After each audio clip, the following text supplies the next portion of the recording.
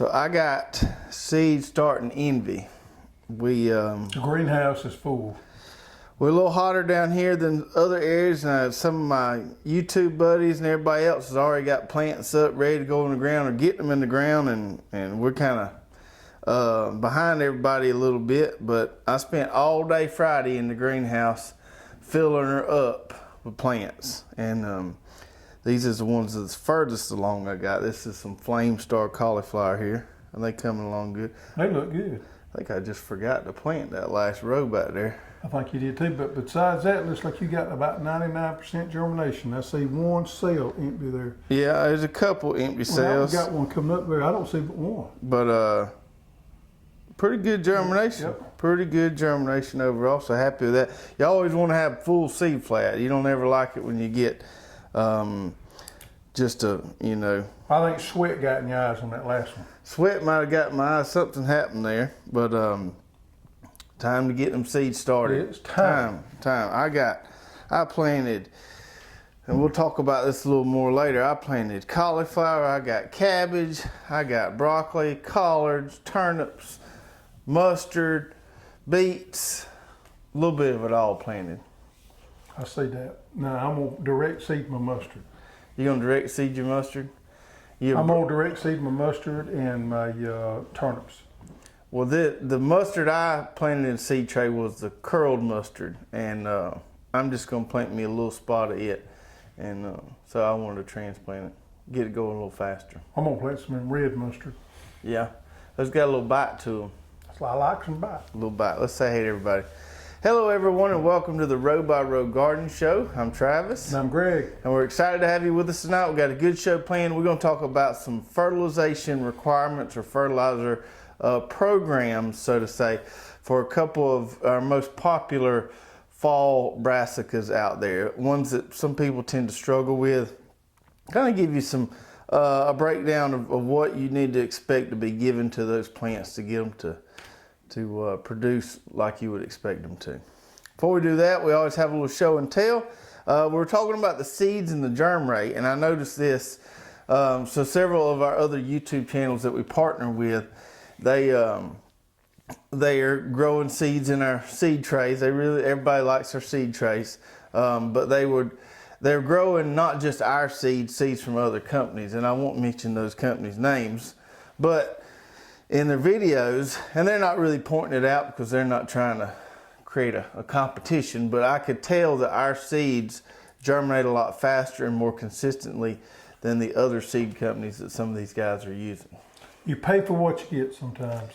Pay for what you get. You can go on eBay, no doubt about it. You can go on eBay or Amazon. You can buy seeds cheaper than what we got. And it's what it is somebody in their carport packing up seeds in there, and they're not doing it properly. When we have invested in a seed room where we keep everything a certain percent humidity and a certain temperature, and we got everything like it needs to be, and plus we germ test everything on certain dates. We got spreadsheets and we keep up everything and we do it right.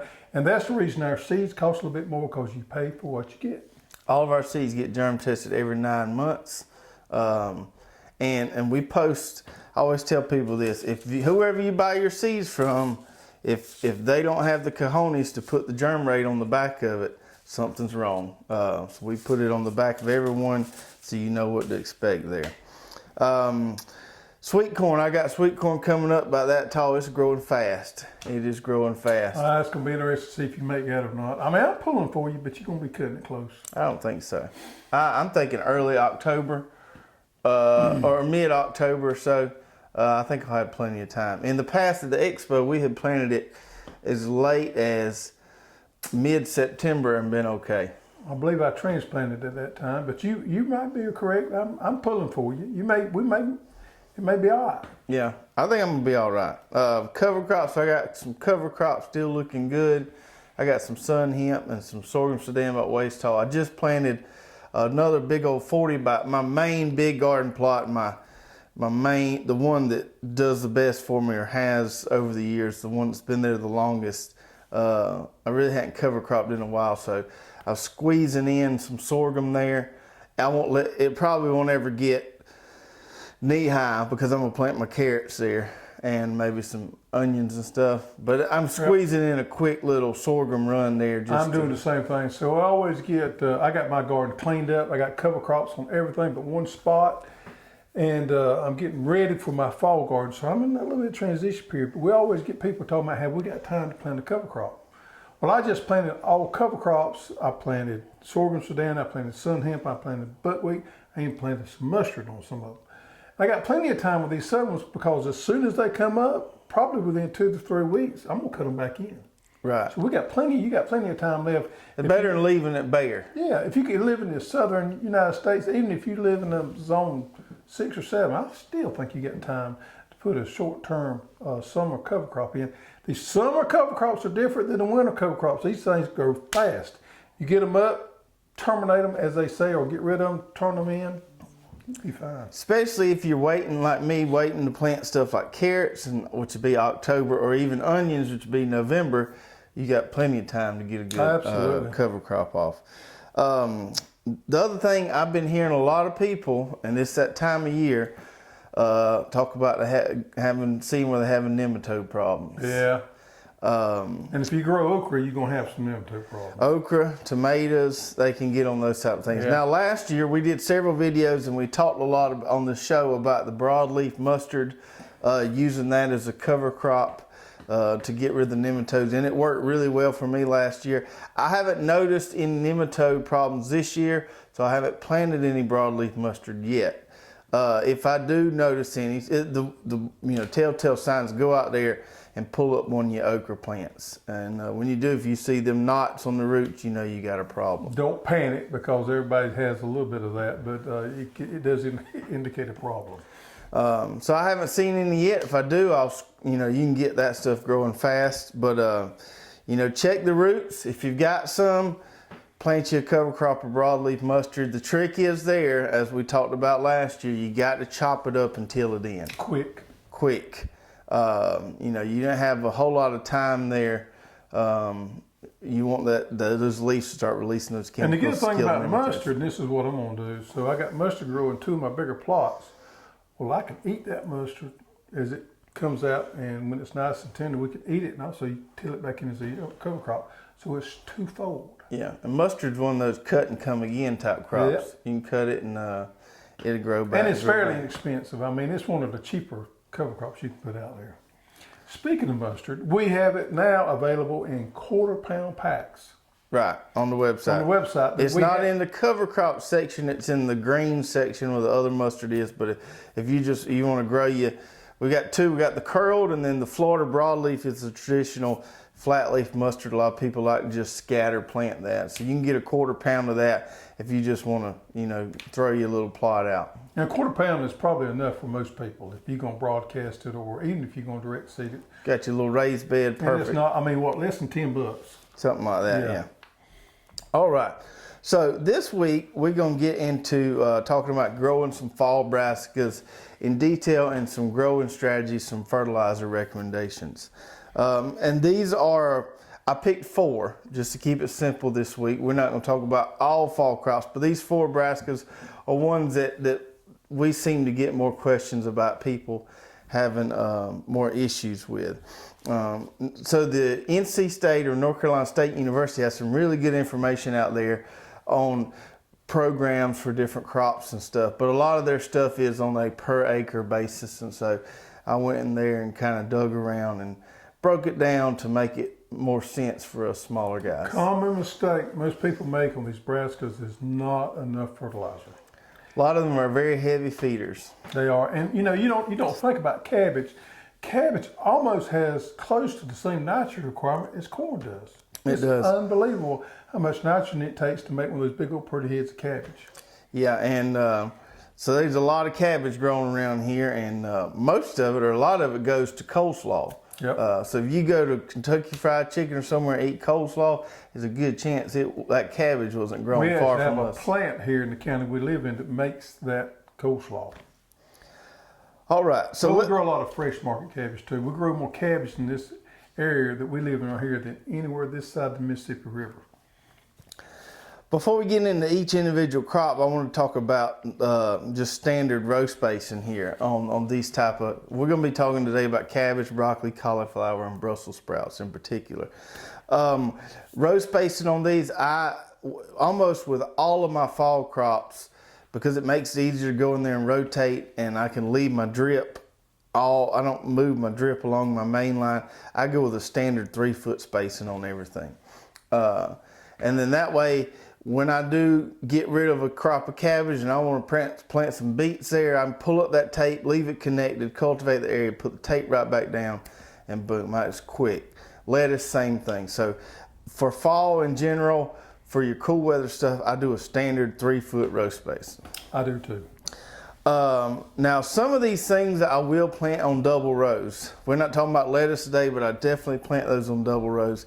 But some of them, as I'll mention as we get through here, I found don't do good on double rows, broccoli being one of those. Some of them need a little more space there, and they just do better on single rows. Cauliflower.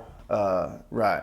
So you can plant some of these on double rows. I wouldn't do the double row unless you had drip tape. You really need the tape to pull off the double row to get that water and Plant fertilizer a out. foot apart. And that's easy. When you lay your drip tape out there and you turn it on, you start seeing that water bubble up there. You got exactly 12 inches apart. If you're doing transplants, just put your plant right on top of that 12-inch spacing. Yeah. Easy. Yeah. Almost all my fall transplants, with the exception of maybe lettuce and beets, I do a foot apart on all those, right on top of the emitter. Boom. So let's get into some of these programs here. And we're going to start off with cabbage. Okay. So cabbage, you see people, them big old heads of cabbage you grow at the grocery store, or you see at the grocery store. It takes a lot of nitrogen to get a cabbage head that big. And even when I don't really try to get them that big. I'm like just a more normal size, like a kid's basketball. But if you really shoot the nitrogen to them, you can get them that big. Yep. So let's talk about our program here that we found. So let's start off. So with all of these, we're going to give a pound per 100 feet, so per 100 row feet, recommendation of what you should apply at planting. Okay. Now, we're talking about transplants, so we're not talking about direct seeding, because cabbage is one of those things that grows better and just does a lot better as a transplant. Yeah, all these things today, cabbage, broccoli, cauliflower, Brussels sprouts, we're all talking about transplants. If you're not able to grow your own transplants, then buy you some. I just would not direct seed any of these right Hold that there for me. So, with cabbage, at planting, especially if you got drip, this makes it real easy. Inject 1.5 pounds of this 20-20-20 right here per 100 feet. That's easy. That's easy. Okay, so you're going to do that at planting. That phosphorus, that potassium there is going to help encourage some root development, nitrogen. That's a great starter fertilizer. Another thing too, when you put this in there, that drip system, you're not wasting any fertilizer, because it comes up and puts it right there at the root system, takes it up, jumps and goes. Makes you look like a hero. And then we're going to hit it 2 more times. We're going to hit it at 2 weeks and 5 weeks after transplanting. With that, we don't necessarily need the phosphorus and the potassium anymore.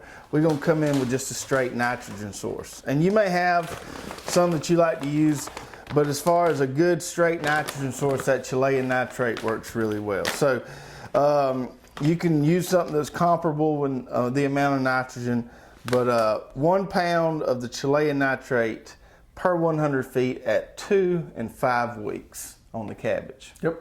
So we're going to give it a complete fertilizer to start with, then we're just going to pop it with some nitrogen at 2 and 5 weeks. Now cabbage likes boron as a micronutrient. It likes a boron supplement, and if you're looking for a good place to get some boron, that micro boost right there will definitely Not only has it got boron in it, but it's got everything else that cabbage needs. So it really makes it simple, and it takes all the guesswork out of it for you and everybody else. You don't have to be a soil scientist to figure out what you need. You take that micro boost, shoot it in there, it's a full meal deal. Yeah, and the micro boost, you can just put you a 1/4 cup, 1/2 cup, whatever. The rates are on the label there. Mix that in, and you're good to go. So it's not going to burn. It's going to pump that plant up, and you're going to be amazed at the results you see from that micro boost. So pretty simple here. Pretty simple outline, at least I think so for the cabbage. 1.5 pounds complete to start, and then 1 pound of nitrogen there at 2 and 5 weeks. And then we want to add some of that micro boost in there to get some boron. So that's our cabbage. And speaking of cabbage, just to give you an idea which ones I'm growing the ones I have started now. I've got the Rio Grande Red started. I've got some of this Charleston Wakefield started and some of this Cheers started. That's the 3 I'm growing this fall. I'm assuming you're going to share all these with me. I'll share a few. I'm assuming that, yeah.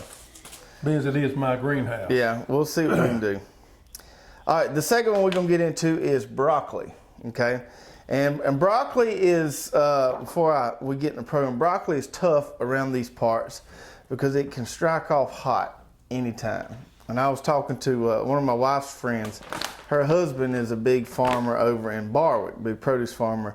And he grows some broccoli, but he don't really like to do it. He said it's just tough because, you know, broccoli needs kind of not a freezing period, but a nice cool extended weather period. And if it strikes off hot, it'll bolt and the heads won't get as big as they need to. It can be tough in this area of the country. Yeah, it can. And when it's ready, it's ready. When it's ready, it's ready. You ain't got a whole lot of time. You got a big window in there. So let's talk about broccoli. Very similar to cabbage with a slightly different rate on the at planting delivery here. So we're going to just do 1 pound of the 20-20-20 at planting per 100 feet. And then with the broccoli, we're going to hit it at 3 and 5 weeks with some Chilean nitrate. 1 pound per 100 square feet or 100 row feet. Now the kicker on the broccoli, here's an extra recommendation. Now this is completely optional, but this is a pro tip recommendation I read online, is to hit the broccoli with some calcium nitrate when the heads get to be about 1/4 size. Calcium nitrate? Huh. Now you might be asking, where can I get some calcium nitrate? Where can I get some calcium nitrate? And we happen to have some on the way. We got some on the way in 10-pound bags. In 10-pound bags. Should be here within the next 2 to 3 weeks. Okay, so by the time those crops need it, we should have it, and you know we're going to ship it to you as fast as we can. And we'll shoot out an email blast when we get it in, telling everybody we got it. That calcium nitrate is going to be great for tomatoes in the spring, but some of these cool weather crops like it a lot too. So when the heads get 1/4 in size, they say to pop it with some of this calcium nitrate, and that'll do wonders for you. Broccoli also needs boron just like cabbage, so that micro boost is going to help there. Now on the micro boost, because you don't have the timing down there on the micro boost. Now this is what I would do. I would hit it at least every 2 weeks and maybe every week with the micro boost from the time it's planted. I don't think you can hurt anything by putting it out there. So this is the micro boost here, and you can inject it when you water. You can inject just the micro boost. A lot of times we talk about adding it with other fertilizer, but you can inject just this and it'll do fine. Or like you do sometimes, put it in a little pump sprayer, take the tip off and just drizzle it down by the plants. And if you're a small gardener, you just got some raised beds that you're growing a little bit of stuff in, heck, put you a couple of 3 ounces, let's see, 2 to 4 ounces, I believe, and a gallon of water, put it in your water can and just pour it on there. Works Go fine. for it. All right, so that's broccoli. Very similar to cabbage, just a little different on the weeks there and a little different on the initial application. Now let's get into our third one, which is cauliflower. Actually, let me mention what varieties of broccoli I'm growing, just so everybody knows. So we got 2. We've got this Green Magic and we got the Arcadia. The Green Magic is a more heat tolerant variety. It's going to do better for you in early fall when it's still a little warm. When it gets cooler, so that's what I got started now. Yep. Once it cools down a little bit, I'm going to switch over to this Arcadia, which is a cooler weather broccoli. So those 2 there. Now cauliflower, okay? Cauliflower, from what I've read, does really well. It likes rich, healthy soil that's full of organic matter. All these brassicas, if you had to pick the ideal soil for them, would be a well-drained soil with high organic matter. So if you've just got a nice big cover cropped area and some well-drained soil and you got that cover crop incorporated in the soil, that's going to do wonders for some of these.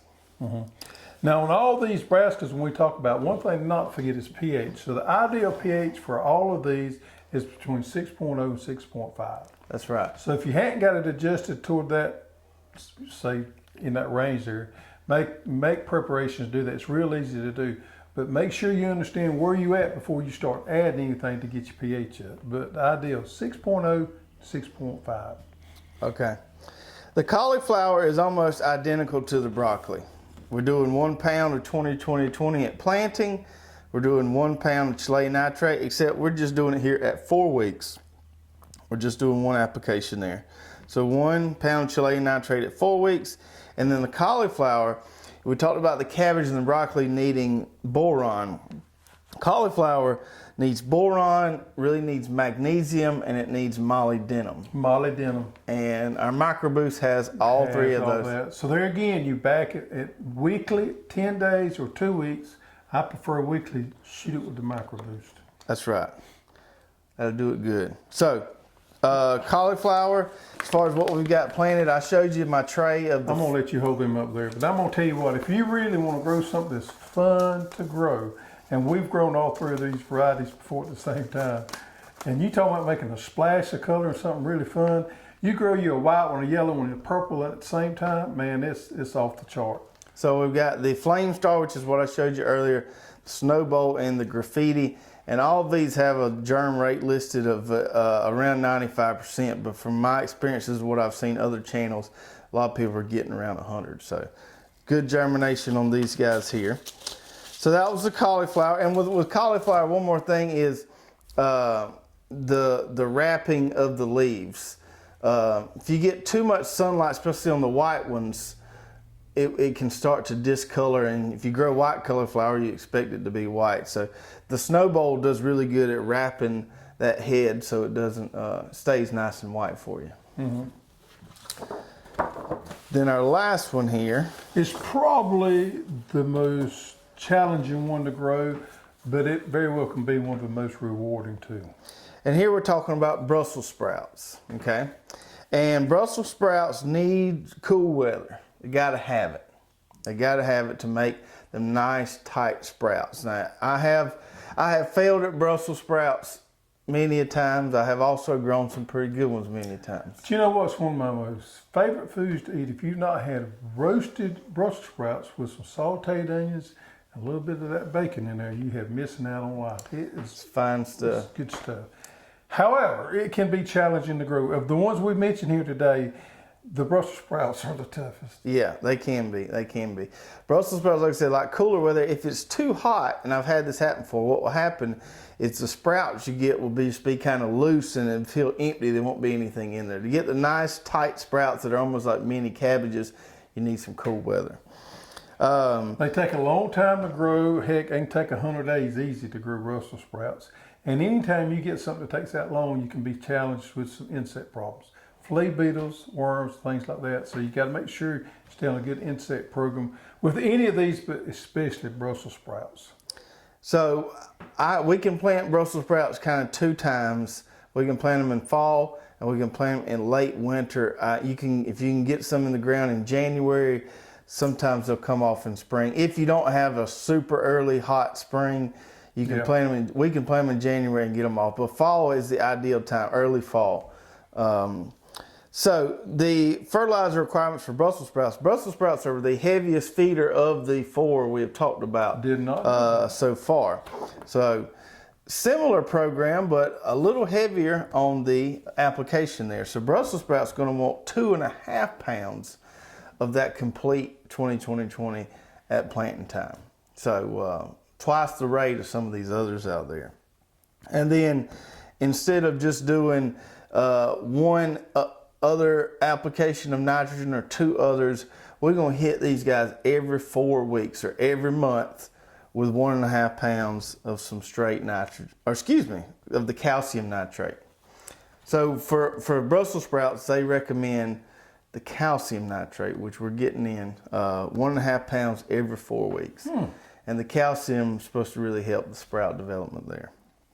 And as with everything we mentioned today, that microboost is going to be great for these fall crops. Now, I've grown the Jade Cross before, And I've got some of those That's the started. standby that I normally grow, but I have not grown. We've got these red ones that you won't really find a whole lot of other places called Red Bull Brussels Sprouts. Some red ones, I've got some of those started as well. Looking forward to trying those. So let us know in the comments what you're growing this fall, what varieties you're growing. And if you got any extra tips out there on how to get some good cabbage, broccoli, cauliflower, or Brussels sprouts, we'd love to hear them. We're always looking to learn new stuff. So let us know what you think in the comments below. We got some questions to get to. We do. And if we answer your question on the show, send us an email with your address to custserve@hosstools.com, and we'll be glad to send you a nice little prize.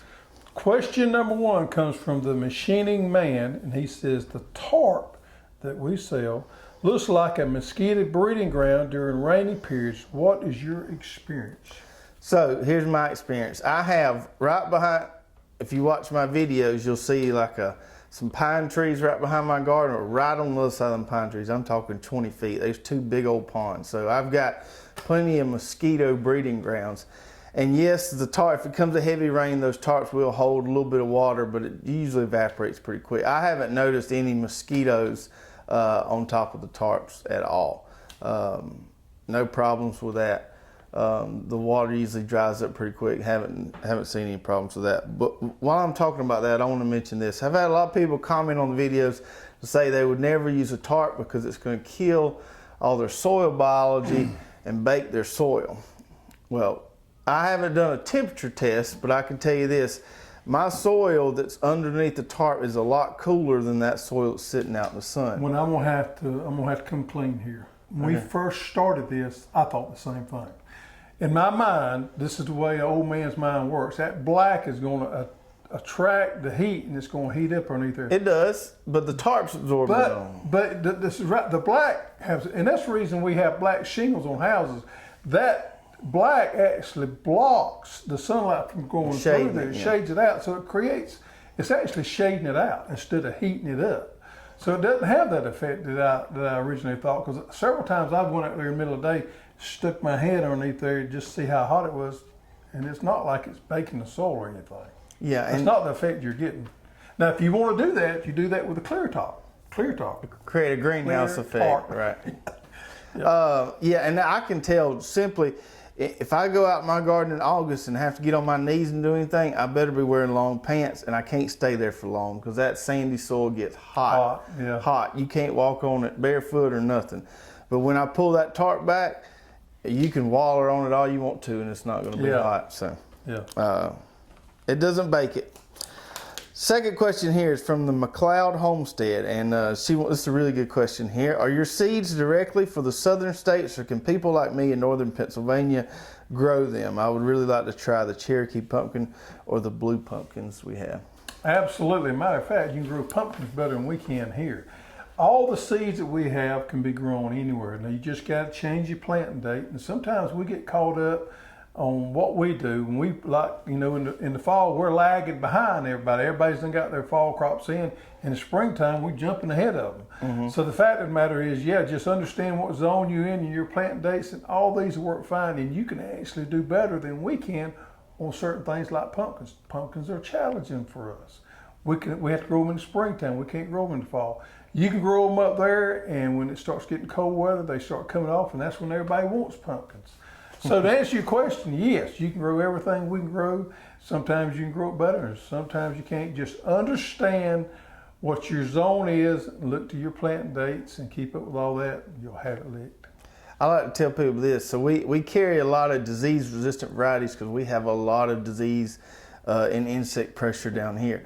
But that doesn't mean you can't grow those disease-resistant varieties up north. Just because you have less disease pressure, growing a disease-resistant variety is going to perform just as well for you than it does down here. And you can actually probably grow a better garden than we can down here because you might not be fighting as much battles as we are. So, absolutely. All right.